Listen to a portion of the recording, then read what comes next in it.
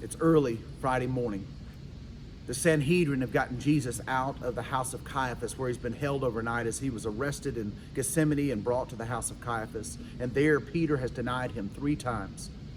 The Sanhedrin are angry. They're in uproar because of all the teachings of Jesus and the way that he has been stirring up the people and stirring up the crowd and causing their authority to be questioned, because he taught as one with authority. Jesus goes before them and they accuse him of all kinds of things that he's done. And finally they say, "Are you the Son of God?" And Jesus says to them, "You have said so." They tear their clothes and they say, "We've heard the blasphemy for ourselves. What other testimony do we need?" And finally, they take Jesus to the one who has authority to take his life. They take him to Pilate. What they didn't realize is the only one who had the authority to take the life of Jesus was Jesus, who would give it up voluntarily. And there in that place, Jesus goes before Pilate, and Pilate too asks him all kinds of questions, but finally finds him innocent.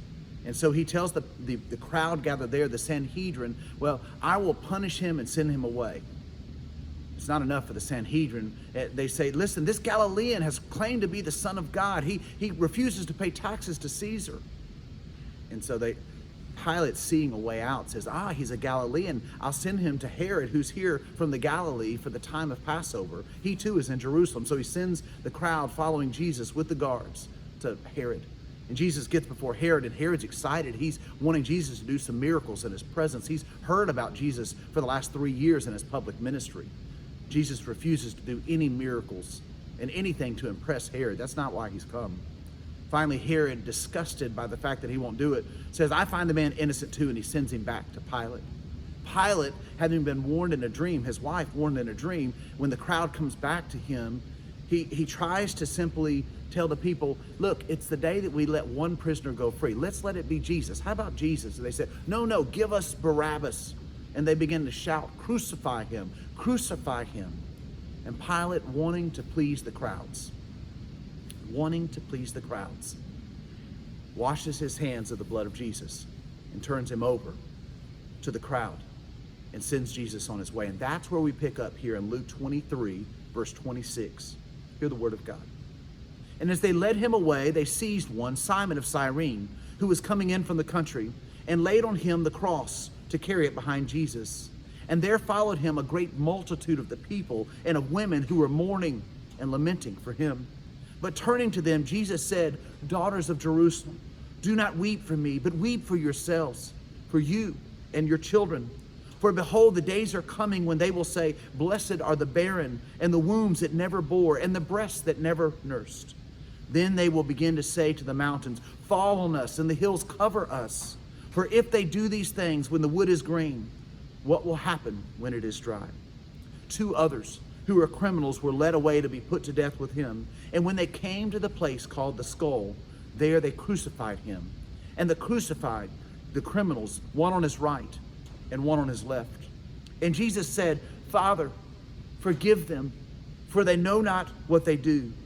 And they cast lots for his garments.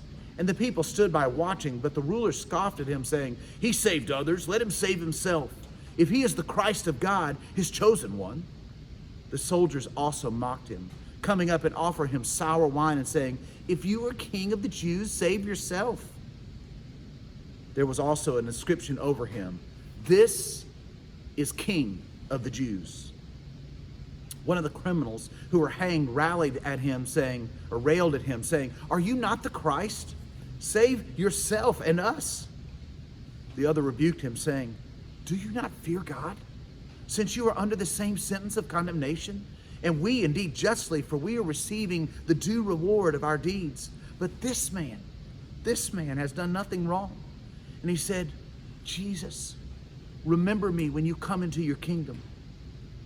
And he said to him, Truly, I say to you, today you will be with me in paradise. It was now about the 6th hour, and there was darkness over the whole of the land until the 9th hour, and while the sun's light failed. And the curtain of the temple was torn in two. And then Jesus, calling out with a loud voice, said, Father, into thy hands I commit my spirit. And having said this, he breathed his last. Now, when the centurion saw what had taken place, he praised God, saying, "Certainly, this man was innocent." The crucifixion was both the most common and the most cruel way to carry out the death sentence in the Roman-ruled world. It was the most painful and purposeful way that a person could die.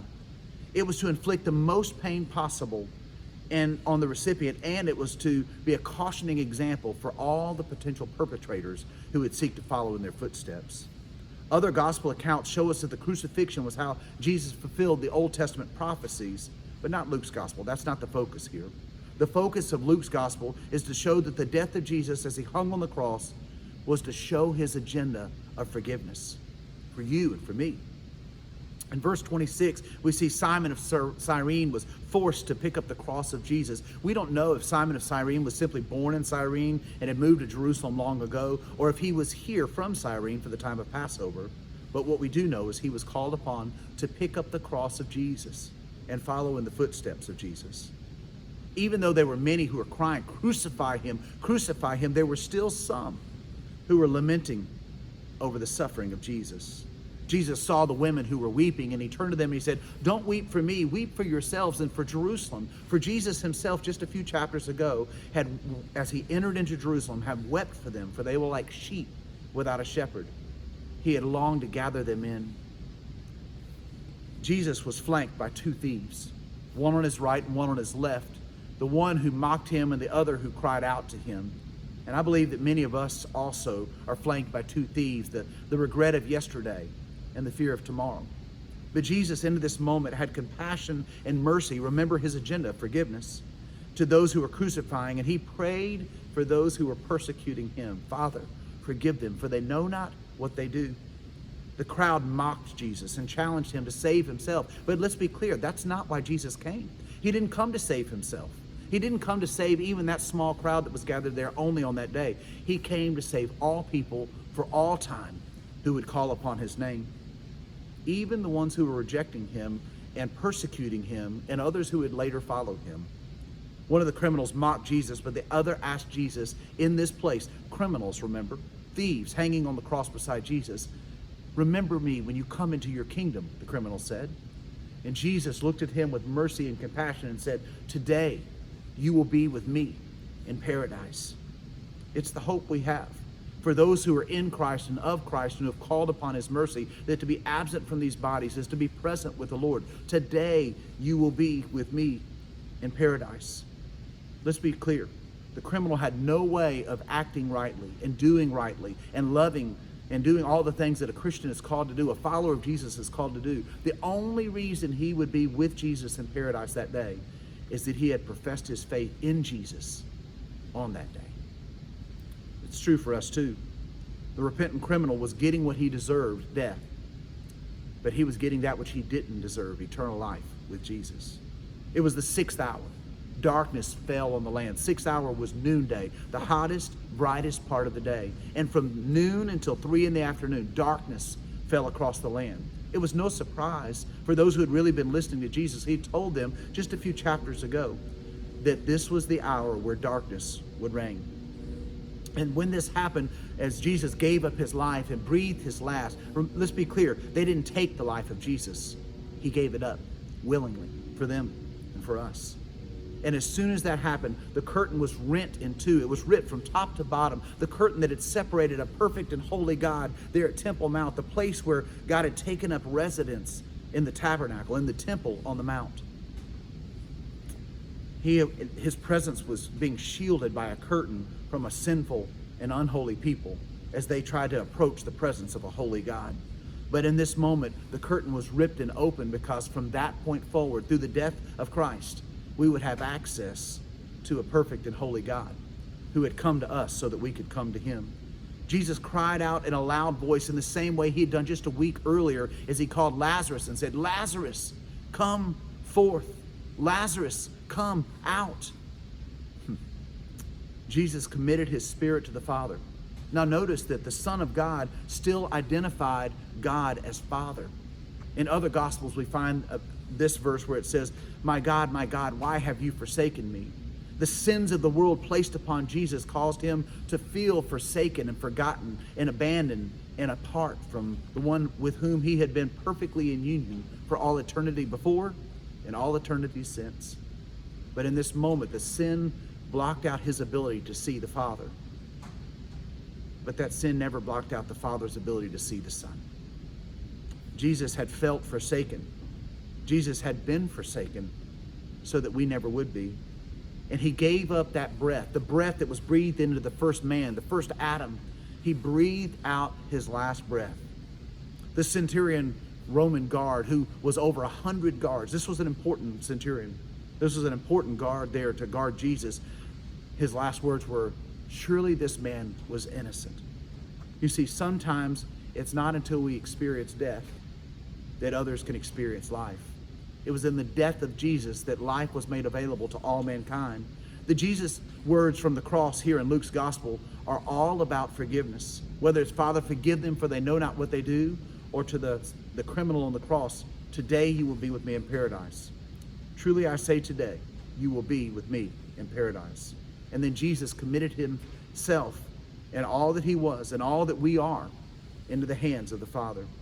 You see, Jesus was forsaken, so we never would have to be. Jesus went to the cross and died a sinner's death so that we could take hold of that cross and live an abundant life. Our sin separates us from God, but it never separates God from us. We can feel forsaken and lonely, but with God we are never truly alone, for he is Emmanuel, God with us. You see, the reason that we can feel lonely is because of the sin in our lives. But the reason we will never be alone is because of the cross of Christ. Good Friday is good. It is good. And that sounds weird to call it good, but it's good because in Good Friday we see that death was defeated and the triumphal entry of Jesus had taken place. But this was the triumphal blow, the death blow, if you will, of God's plan of redemption. Through Christ's death, death was defeated and freedom from sin was given to all those who would call upon his name. For 3 hours, darkness reigned. But because of the cross of Christ, forevermore, light will reign eternally. Friends, it's Friday, but Sunday's coming. We hope to see you here on Easter Sunday.